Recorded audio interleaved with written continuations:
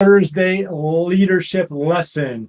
And it's good to be with everybody. And what I wanted to share, because this last week, well, in this last month in June, what we were doing is we were talking about return to the office and returning back to that.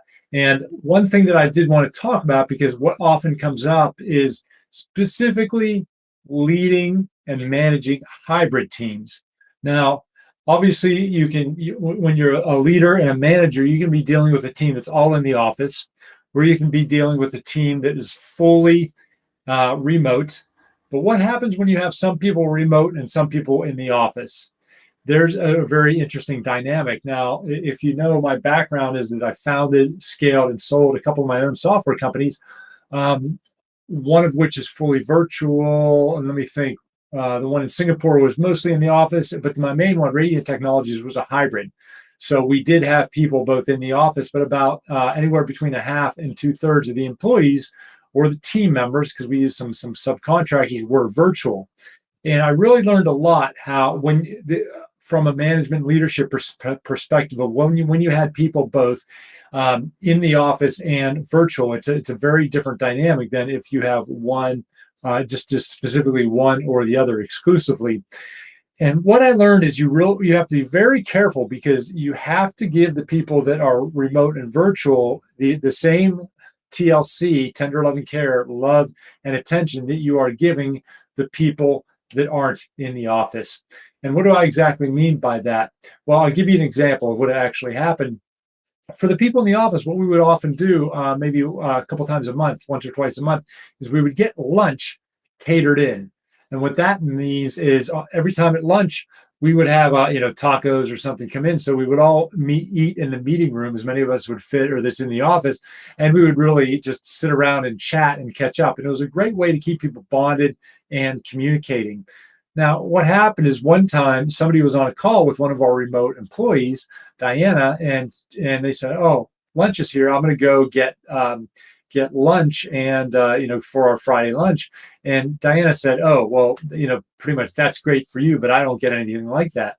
And that really highlighted the fact that remote and virtual people, they found out that people that are remote and virtual get promoted at half the rate as people in the office. And this just goes to show why, because often we forget about them, because we need to take special attention and special care to people that aren't in the office, especially when we have people in the office. And what we did as an organization then is we realized that we want to make sure everybody feels special and part of the team.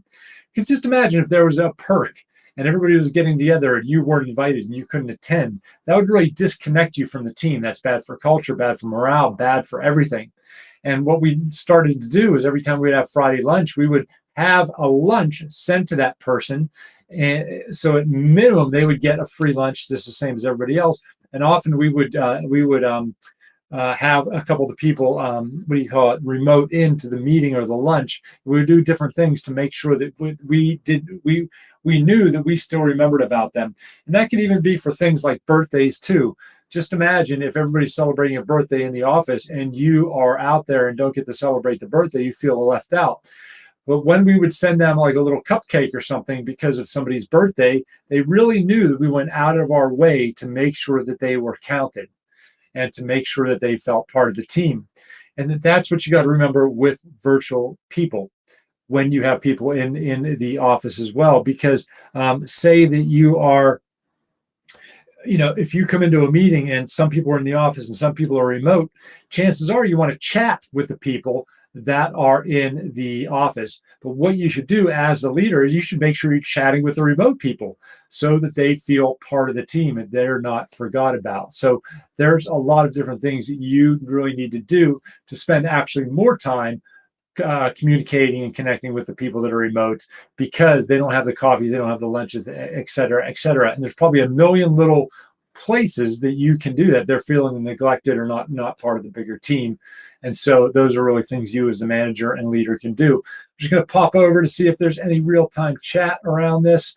I think we're good now. So I just wanted to, hopefully that helps you if you are dealing with a hybrid team. Again, there's a lot of thought, and just like all the other content that I've been sharing about virtual and remote, anything you can do in the office, you can do in a hybrid or remote setting.